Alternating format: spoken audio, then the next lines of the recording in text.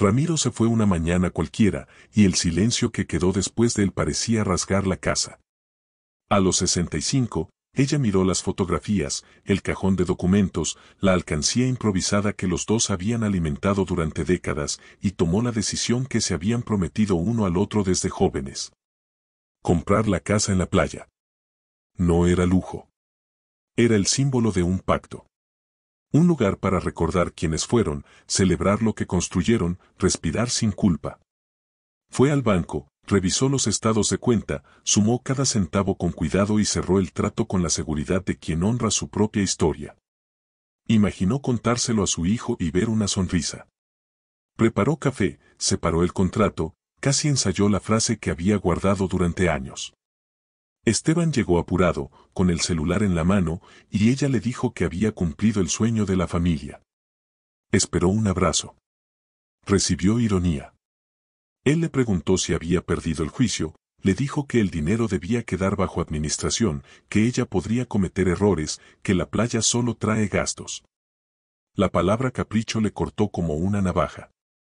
Ella respiró, le explicó que los ahorros los habían hecho los dos, que su padre conocía cada plan, que esa dirección era el mapa de un futuro sencillo. El hijo se rió, y esa risa pesó más que cualquier acusación. Estás en el canal Historias Impactantes, creado especialmente para traer historias con lecciones de vida. Somos un canal nuevo, recomienda nuestros videos, deja tu like y suscríbete para seguir nuestras próximas historias.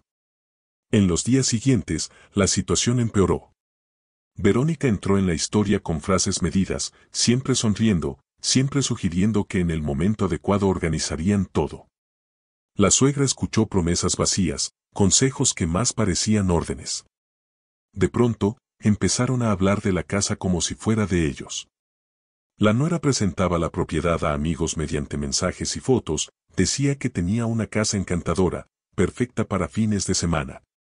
Esteban lo reforzaba, marcaba fechas, organizaba asados.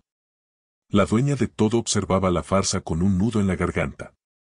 Cuando supo que la pareja pasaría unos días en la playa con invitados, pensó en preparar sábanas, dejar las llaves, participar. Pero su hijo la llamó a conversar. Habló en voz baja, como quien da una advertencia. Le dijo que era mejor que se quedara en la ciudad, para evitar incomodidades. Le explicó que vendrían amigos importantes y que su presencia sería poco práctica. Las palabras estaban elegidas para parecer consideradas, pero cargaban desprecio. La madre sintió que la sala daba vueltas por un segundo. Tragó saliva, apretó el papel del contrato y respondió que entendía. Lo que en realidad entendía era otra cosa, el lugar que le asignaban en su propia vida. La víspera del viaje de la pareja, bajó a la playa. Quería ver la casa con calma, conocer a los vecinos, escuchar el sonido de las olas y grabar en su mente la idea de que allí había un refugio. Entró, abrió ventanas, caminó por las habitaciones, midió mentalmente dónde pondría los pocos muebles. Separó fotos de Ramiro para colocarlas cerca de la puerta y dejó una nota sobre la mesa: llegamos, mi amor. Llamó a una amiga de toda la vida, le contó la noticia. Escuchó aplausos por teléfono, rió un poco y luego volvió a pensar en su hijo y guardó silencio. Al regresar, reunió los documentos en una carpeta transparente y los guardó en el armario alto, el mismo que usaba para las cosas más importantes. Cuidar un sueño cansa. Aún así, se levantó decidida a intentar una conversación mejor. Preparó el almuerzo e invitó a Esteban a compartir una sopa. Él apareció con prisa, trajo hojas de cálculo, habló de gastos, impuestos y rentabilidad. Sugirió rentar la casa a terceros y concentrar las llaves con él, para agilizar. Ella escuchó, con la cuchara detenida en el aire, y comprendió que nada de eso tenía que ver con recuerdos, con futuro ni con paz. Era dinero. Solo dinero. Cuando llegó la nuera, la obra de teatro se completó. Verónica elogió la valentía de su suegra, pero propuso algunos pequeños cambios: remodelar aquí, modernizar allá, firmar poderes para facilitar los pagos. Entre cumplidos y sugerencias, crecía una presión constante. La dueña de la casa repitió, con calma, que la había comprado para vivir, para recibir amigas, para honrar a su esposo.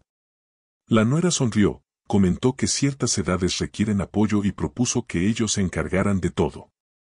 La palabra apoyo sonó como reja. Pocos días después, el coche de Esteban partió rumbo a la playa con maletas, risas, cajas de bebidas y promesas de fotos para redes sociales. La verdadera propietaria se quedó parada en el balcón del departamento, sosteniendo una llave de repuesto que nadie le había pedido. El pecho se le apretó, pero la mente le quedó clara. Puso agua a hervir, tomó una infusión, abrió el cuaderno de tapa azul y escribió: «Hoy entendí dónde termina el amor ciego y empieza el cuidado conmigo». Cerró el cuaderno y caminó hasta la ventana. Los planes de ellos corrían libres, mientras que el suyo, tan sencillo, parecía haberse convertido en un obstáculo. Pasó la tarde organizando pequeñas cosas prácticas, cuentas, medicinas, contactos de mantenimiento de la casa. Llamó al administrador del edificio en la playa para presentarse formalmente, preguntó por reglas, horarios y seguridad. Anotó el número de la portería y confirmó que su nombre figuraba como propietaria. Al colgar, sintió un hilo de fuerza recorrerle el cuerpo. La casa existía, tenía dirección, documentos, llave y una historia detrás. No era una ilusión creada por la nostalgia. Era una conquista. Por la noche, preparó una maleta pequeña con artículos personales, guardó el contrato de compra en la carpeta transparente y colocó ambos sobre la mesa, mirándolos largo rato. Pensó en Ramiro, en las veces que los dos dibujaron planos improvisados en servilletas, rieron de ideas tontas y prometieron escuchar el mar sin prisa. También pensó en su hijo niño, corriendo por la sala, pidiendo un abrazo. A ese recuerdo hermoso, sumó la dura realidad. Apretó las manos y respiró con calma. Tenía ante sí una decisión clara: ceder para mantener una paz de fachada o sostener con dignidad lo que había construido. Apagó las luces, cerró la puerta y guardó la llave de repuesto en el bolsillo de su abrigo. La historia que soñó vivir todavía estaba en pie, aunque algunos insistieran en decorarla con mentiras. Y aunque creyeran que la habían echado de su propio sueño, una certeza empezaba a nacer: nadie tendría derecho a reescribir lo que fue escrito con tanto esfuerzo y amor. María del Carmen se despertó temprano ese día. La casa parecía más silenciosa de lo normal, como si la ausencia de su hijo y su nuera hubiera dejado un eco. El vacío, sin embargo, traía una extraña sensación de paz. Preparó el café, arregló la mesa y, mientras miraba por la ventana, algo dentro de ella le susurraba que las cosas estaban a punto de cambiar. Aún se preguntaba por qué había aceptado aquella humillación, ser prohibida de ir a su propia casa, tratada como una molestia, pero, en el fondo, sabía que ceder había sido su forma de observar sin ser vista. A media tarde, sonó el teléfono fijo. María fue a contestar, pero el aparato ya estaba descolgado, y de él se escapaba una conversación apagada. Reconoció la voz de su hijo, riendo al otro lado, y el tono metálico de Verónica respondiendo. Se quedó inmóvil. Escuchó fragmentos que no deberían existir: ella afirma todo fácil, después, el médico confirma que perdió la lucidez, lo demás lo arreglamos nosotros. Las palabras cayeron sobre ella con el peso de una traición irreversible. Se apoyó en la pared, intentando entender si había oído bien. Por instantes, pensó que lo imaginaba. Pero el tono burlón, las risas y el nombre del abogado, nada dejaba dudas. A partir de ese momento, algo se rompió. El amor que siempre la había guiado dio paso a la necesidad de proteger lo que le quedaba de dignidad. Se sentó y respiró hondo. Recordó una caja guardada desde hacía años, pertenencias de Ramiro que nunca tuvo valor para abrir. Subió al cuarto y sacó la caja de debajo de la cama. Dentro encontró fotos, recibos, papeles viejos y un sobre color café con la letra de él. El corazón le aceleró. Lo abrió despacio. Había estados de cuenta, grabaciones en cinta y una nota breve: si algún día necesitas entender lo que escondí, busca aquí. Nuestro hijo fue demasiado lejos, pero preferí el silencio para ahorrarte dolor. Las manos le temblaban, pero la mirada se le endureció. Encendió el pequeño grabador que estaba junto a los papeles y escuchó la voz de Ramiro. Él conversaba con alguien sobre retiros no autorizados, transferencias repetidas a la cuenta de Esteban, cheques cancelados. Su marido lo sabía e intentó resolverlo sin escándalo. Al final, la grabación traía un susurro: algún día él te demostrará quién es en realidad. Perdóname. Las lágrimas llegaron, silenciosas. Era como si Ramiro estuviera allí, pidiéndole que abriera los ojos, guiándola desde el otro lado del tiempo. María pasó el resto de la noche reuniendo cada documento, armando una línea del tiempo. Cada monto, cada firma, cada prueba. La mujer que antes aceptaba en silencio ahora analizaba, anotaba, catalogaba. Se dio cuenta de que Ramiro lo había guardado todo para un eventual enfrentamiento, tal vez presintiendo lo que vendría. El dolor fue cediendo paso a la claridad. Hizo copias, digitalizó los archivos, separó las grabaciones. Con cada descubrimiento, la decepción crecía, pero también la fuerza. Era como si una nueva versión de ella tomara forma, menos frágil, más consciente. Al amanecer, se preparó para salir. Necesitaba a alguien de confianza que le confirmara la validez de los documentos. Buscó a una amiga antigua, Lucía, que trabajaba en un notario, y le pidió ayuda. Le mostró parte de las pruebas, sin entrar en detalles.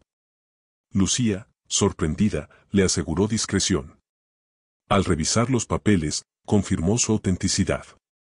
María le agradeció y regresó a casa con la certeza de que el siguiente paso lo daría con firmeza. Por primera vez en meses, durmió con la mente en silencio. 2 días después, el teléfono volvió a sonar. Era Esteban, hablando de una reforma urgente en la casa. Le pedía que firmara una autorización para usar su nombre en el contrato. Su voz sonaba dulce, falsa. María escuchó, accedió con calma y quedó en verse. Al colgar, miró la carpeta de documentos sobre la mesa. Ya sabía que esa conversación sería el comienzo de algo mayor. En ese instante, entendió lo que su marido quiso decir cuando escribió protégete. Protegerse no era venganza. Era poner límites, recuperar lo que le pertenecía, incluso su propia voz. La sensación de miedo empezó a transformarse en estrategia. Tomó un cuaderno nuevo y escribió la primera frase de un plan: toda verdad necesita testigos. María llamó entonces a una vecina de la playa y le pidió noticias de la casa. Supo que la pareja había llegado con invitados, presentando el inmueble como si fuera suyo. Se rieron, tomaron fotos, bebieron y publicaron en redes sociales. A la vecina le extrañó que la dueña nunca apareciera. María agradeció la información y guardó silencio largo rato. Luego se levantó, fue al armario y sacó la maleta azul que no usaba desde hacía años. La abrió con cuidado y empezó a meter ropa doblada, sin pensar demasiado. Sobre la mesa, el sobre de Ramiro seguía abierto, como un recordatorio. Antes de cerrar la maleta, volvió a mirar su nota. Había dolor en esas palabras, pero también dirección. Dobló el papel y lo guardó en el bolsillo. Estaba lista para enfrentar la verdad, aunque doliera. Y, por primera vez desde que todo comenzó, sintió que era ella quien conducía la historia. El sol ya se ponía cuando María del Carmen llegó a la casa de playa. La puerta estaba entreabierta y las voces resonaban desde adentro. Risas, música alta, platos chocando, la fiesta que su hijo y su nuera habían organizado con amigos. Estacionó el coche y se quedó unos segundos observando el movimiento.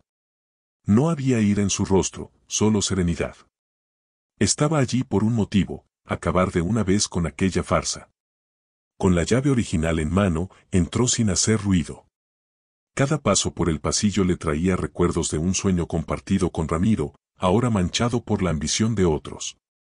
La sala estaba iluminada, y todos se detuvieron al verla aparecer. Verónica fue la primera en reaccionar, disimulando su incomodidad con una sonrisa forzada. «Suegra, qué sorpresa», dijo, tratando de mantener la compostura frente a los invitados. Esteban se levantó, confundido, con la copa aún en la mano. «¿Qué haces aquí?». María apoyó el bolso sobre la mesa y respondió con voz firme, sin titubear: «Vine a mi casa». El silencio invadió el ambiente. Uno de los invitados, sin entender la tensión, soltó una risa nerviosa. Ella abrió el bolso, sacó una carpeta con papeles y un pequeño grabador. Quizás sea momento de aclarar quién es realmente el dueño de este lugar. Encendió el aparato. La voz de Esteban llenó el aire, fría y calculadora, hablando del plan para declararla incapaz y quedarse con sus bienes. Verónica palideció, los invitados se miraron entre sí y el hijo, presa del pánico, intentó acercarse para apagar el grabador. Pero María ya estaba preparada. Sacó el contrato original, los estados de cuenta y una carta con la firma de Ramiro, registrada ante notario, que confirmaba el origen del dinero. Tu padre confió en ti, y mira lo que hiciste con eso. Su voz no temblaba. Cada palabra sonaba como sentencia. Uno de los amigos de Esteban, abogado de profesión, se acercó discretamente y revisó los documentos. Confirmó su autenticidad. El peso de la verdad cayó sobre todos. Verónica empezó a llorar, suplicando que no arruinara la imagen de la familia. Esteban, perdido, intentaba negarlo, pero las pruebas hablaban por sí solas.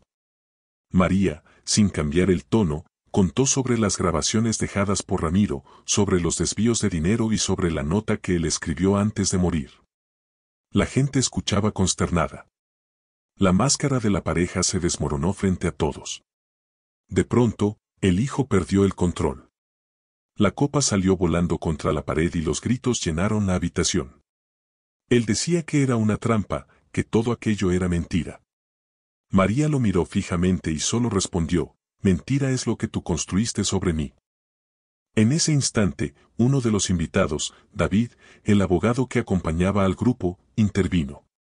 Se colocó entre madre e hijo y aconsejó a Esteban que se calmara, diciéndole que cualquier acto agresivo empeoraría su situación.